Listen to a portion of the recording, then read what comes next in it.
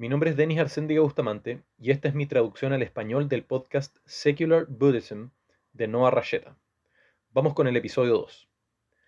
Hola, estás escuchando el podcast de Budismo Laico y yo soy el anfitrión Noah Rasheta y hoy hablaremos de la naturaleza del sufrimiento humano.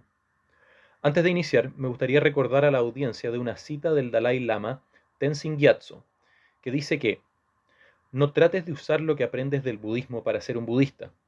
Úsalo para ser mejor en lo que ya eres. Un maravilloso consejo y esa es la actitud que me gustaría que tuvieras mientras escuchas este podcast. Entonces, hoy hablaremos de la naturaleza del sufrimiento humano. Uno también podría decir que esta es la naturaleza de la condición humana. Cuando el Buda dio su primer sermón en Deer Park, este fue justamente el tema que discutió. Las enseñanzas fundamentales del budismo pueden ser resumidas en el entendimiento del sufrimiento humano. Y el Buda habló de 4 aspectos específicos de este, que es de lo que hablaremos hoy. El Buda estaba buscando conocimiento respecto de la naturaleza de la experiencia, la naturaleza de la condición humana. Y fue durante esta introspección que tuvo su despertar respecto a la verdad de la realidad de la vida. Los principios que describe en sus enseñanzas se conocen normalmente como las 4 nobles verdades, o las 4 verdades para aquellos que serán nobles. Estas consisten en un análisis simple y directo de los desafíos y posibilidades de la condición humana. Las 4 nobles verdades finalmente constituyen la base de todo el camino budista y sus tradiciones. El Buda organizó sus enseñanzas en la forma de una práctica médica. Entonces, primero, diagnosticó que hay un problema. Segundo, identificó las causas subyacentes que provocan ese problema. Luego, determinó un plan de acción para finalmente administrar el tratamiento. Entonces, esos son los 4 aspectos del entendimiento del sufrimiento humano. Así que partamos por el primero, que sería diagnosticar el problema. Y el problema es que en la vida hay sufrimiento. Y es así de simple. En la vida hay sufrimiento. ¿Sabes? La vida tiene una forma de irrumpir. Puede ser desde la pérdida del trabajo o la pérdida de un ser querido, o descubrir que tienes cáncer, hasta sorpresas más sutiles como el ir por la carretera y pinchar un neumático. Estas sorpresas, junto con otras experiencias más sutiles y menos visibles, como las incomodidades de la vejez o de la enfermedad, la frustración de esperar en una larga fila, o simplemente ir atrasado y quedarse pegado en un semáforo en rojo, todas estas pueden entenderse como manifestaciones del sufrimiento. El solo hecho de reconocer que en cualquier momento podemos experimentar algún tipo de descontento o incomodidad constituye la lección fundamental de la primera noble verdad. Entonces, la vida es frustrante y dolorosa. El sufrimiento es parte de la vida y no importa qué tan hábiles seamos gestionando nuestras vidas, aún así no conseguimos lo que queremos y aún así nos obsesionamos con las cosas que no queremos. Lo que el Buda estaba tratando de enseñar con la primera noble verdad es que la vida se nos va a hacer más fácil cuando verdaderamente entendamos que el sufrimiento es simplemente una parte de la vida y no hay forma de esquivarlo. No importa qué hagamos, no vamos a poder evitar las repentinas e inesperadas sorpresas que inevitablemente llegarán a nosotros. Creo que es importante entender la universalidad del sufrimiento, porque nos ayuda a no tomarnos las cosas de forma personal cuando estas sorpresas aparecen en la vida. Me parece que una típica reacción cuando algo sucede es decir, ¿por qué me pasa esto a mí? ¿Qué hice yo para merecer esto? O he estado haciendo todo bien, esto no debería estar pasándome a mí. Pienso que estas emociones afloran porque tenemos la tendencia de pensar que las cosas no nos van a pasar a nosotros. Imagina que vas a ir a dar un paseo por un sendero en el bosque de noche y de repente alguien salta encima tuyo, disfrazado de oso. No hay ninguna duda que estarías asustado y sorprendido, probablemente muerto de miedo, ¿verdad? Pero ahora imagina que antes de iniciar ese paseo, un amigo se te hubiese acercado y te hubiese advertido de la presencia de alguien disfrazado de oso, escondido en el bosque que está tratando de asustar a la gente. Cuidado, que tal vez en algún momento esa persona puede salir a asustarte. Bueno, entonces ahora sabes qué pasará, solamente no sabes cuándo y por lo tanto cuando suceda, aún vas a asustarte, pero ni la mínima parte de lo que hubiese sido si no hubieras estado esperándolo. Esto mismo pasa en la vida. Vamos por ellas sin esperar encontrarnos con ninguna sorpresa, y cuando estas sorpresas aparecen, pierdes tu trabajo, te enteras de que un ser querido tiene cáncer, sea lo que sea, algo siempre arremete, y esa es la primera noble verdad, que se refiere a que estas sorpresas van a aparecer sí o sí, solamente que no sabemos cuándo. Simplemente saber que el sufrimiento es algo universal y no es algo personal, que no es causa de una especie de justicia cósmica, puede aliviar una gran cantidad de sufrimiento porque no tenemos por qué tomarnos las cosas de modo personal. Cuando las cosas aparecen y van a aparecer, ya has sido advertido de que van a pasar en algún momento. El tipo del disfraz de oso va a saltar a asustarte, pero todos hemos sido advertidos de que esto sucederá, y cuando esto ocurra, no debemos detenernos a pensar, ¿por qué me pasa esto a mí? ¿Qué hice para merecer esto? Ninguna de estas cosas deben aparecer, ya que puedes abordar estas cosas cuando ocurren y pensar, ok, esto es lo que es, en vez de sufrir de forma innecesaria por estar jugando con la idea de, oh no, ¿qué hice para merecer esto? ¿Por qué está pasándome esto a mí? ¿Qué pude haber hecho? En el momento que ocurre, es lo que está pasando, es lo que es, y lo abordas de la forma que es, y la cantidad de sufrimiento puede ser disminuida simplemente estando conscientes de que el sufrimiento es universal. Es muy importante entender que hay diferentes tipos de sufrimiento. Mi forma favorita de ilustrar esto es a través de una historia. La mayoría de las tradiciones budistas hablan de tres tipos de sufrimiento. Para explicar esto les voy a contar una historia de manera que esto les haga más sentido. Trata de imaginarte que estás en la universidad y que no tienes un auto, por lo que decides ahorrar para comprarte uno. Hasta antes de esto, has estado dependiendo de amigos y de familiares para que te lleven a lugares y realmente te gustaría poder moverte de forma independiente. Entonces, después de trabajar todo el verano, lograste ahorrar lo suficiente como para ir a comprar el auto que querías, y ahora que lo tienes, estás realmente muy feliz y sientes que la vida finalmente es buena. Ya no tienes que pedirle favores a la gente y ya no tienes que ser esa persona que no tiene una forma de movilizarse. Y ahora que tienes tu vehículo, decides ir a mostrárselo a tus amigos. Vas manejando por la calle muy entusiasmado y no vas prestando suficiente atención. Y al acercarte a la esquina no te percataste que el semáforo estaba en rojo y repentinamente chocas por detrás al auto que estaba delante tuyo, detenido en el semáforo. De súbito vas a estar sintiendo este primer tipo de sufrimiento que es en realidad el dolor físico. Tal vez el airbag te quebró la nariz o es el apretón del cinturón de seguridad en tu pecho lo que te duele. Este es el primer tipo de sufrimiento y es esencialmente el sufrimiento del dolor. Lo siguiente que va a ocurrir es que vas a salir del auto, te vas a parar y lo vas a mirar dándote cuenta de que está chocado y abollado, y este es el segundo tipo de sufrimiento, que es el sufrimiento del cambio o el sufrimiento de la pérdida. Este es también un tipo de sufrimiento que realmente no puedes evitar. Es el tercer tipo de sufrimiento, el que realmente nos interesa, que se llama sufrimiento omnipresente. Y este es un poco más difícil de entender porque se nos hace bastante difícil de detectar. Este es el sufrimiento de mirar a todo este incidente con el auto y pensar, ah, mis amigos van a pensar que soy un estúpido. Choqué mi auto en el primer día, soy un tonto. Esos son los tipos de pensamiento que entran en la mente y causan sufrimiento del tipo autoinfligido, que llamamos sufrimiento omnipresente. Y de nuevo, es el que más nos cuesta entender y también el más peligroso porque se nos hace difícil de detectar. Es un sufrimiento que pensamos que es causado por otros, pero en realidad es completamente creado por nosotros mismos. Entender los tres diferentes tipos de sufrimiento nos ayudará a avanzar, pero es ese tercer tipo en el que realmente nos enfocaremos en eliminar. Cuando hablamos de terminar con el sufrimiento, a veces se malentiende en los estudios budistas cuando las personas escuchan de esto, ya que dicen, ¿pero cómo? Yo voy a sufrir cuando experimente pérdidas.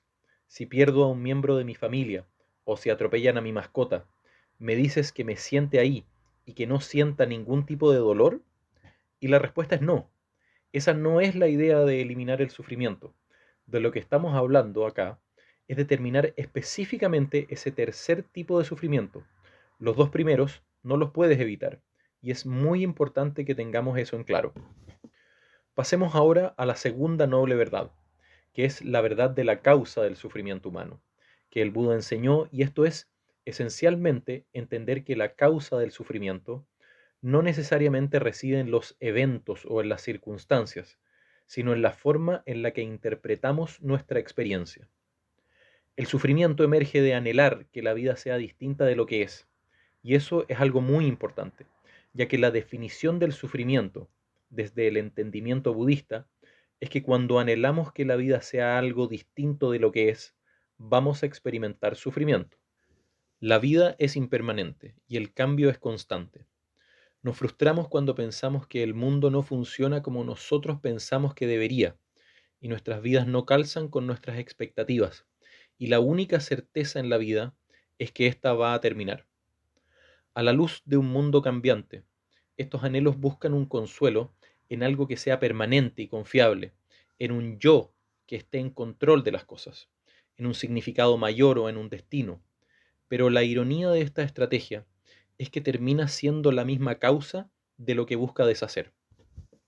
Al buscar que el sufrimiento se alivie de esta manera, alimentamos lo que crea sufrimiento desde un primer inicio, que es el anhelo de que la vida sea distinta de lo que es. Entonces nos encontramos girando dentro de este círculo vicioso, donde mientras más agudo el sufrimiento, más nos queremos deshacer de él, lo que a su vez provoca que el sufrimiento se agudice aún más. De forma colectiva, a esta ignorancia, deseo y aversión se les conoce en las escrituras budistas como los tres venenos. Estos son hábitos relacionados a experiencias que están enraizadas de forma tan profunda que nublan o envenenan nuestra mente. Entonces, quiero hablar de esta idea de los tres venenos por un minuto. Para realmente entender la verdad de la causa del sufrimiento, es importante que entendamos lo que sucede en nuestra mente cuando estamos tratando de no sufrir. Los tres venenos, como mencioné anteriormente, son la ignorancia, el deseo y la aversión, o también los podemos llamar engaño, avaricia y enojo. Partamos por el deseo. Estas son las cosas que queremos, y luego está la aversión, que son las cosas que no queremos. A lo que me refiero con las cosas que queremos, son las cosas que nos hacen pensar, si tan solo pudiera tener esto, sea lo que eso sea, entonces la vida va a ser buena. Piensa en eso por un minuto y pregúntate cuáles son esas cosas que te hacen pensar que, si las tuvieras, entonces todo andaría bien. Ejemplos de esto pueden ser, bueno, si tuviera más dinero, si tuviera un mejor trabajo, si tuviera más poder o más fama. Fama, dinero y poder son potentes ahí. Pero también pueden ser cosas más pequeñas como si solamente tuviera una esposa que esté dispuesta a escucharme, o si tuviera un esposo que creyera en mí. Cualquier cosa que pienses que quieres y que se la tuvieras, entonces la vida sería buena, todas esas cosas caen en esa categoría del deseo o codicia. La segunda categoría, la aversión, se refiere a las cosas que no queremos. Piensa en esto por un momento y pregúntate, ¿cuáles son las cosas de la vida que te hacen pensar, bueno, si yo pudiera evitar estas cosas, la vida sería buena?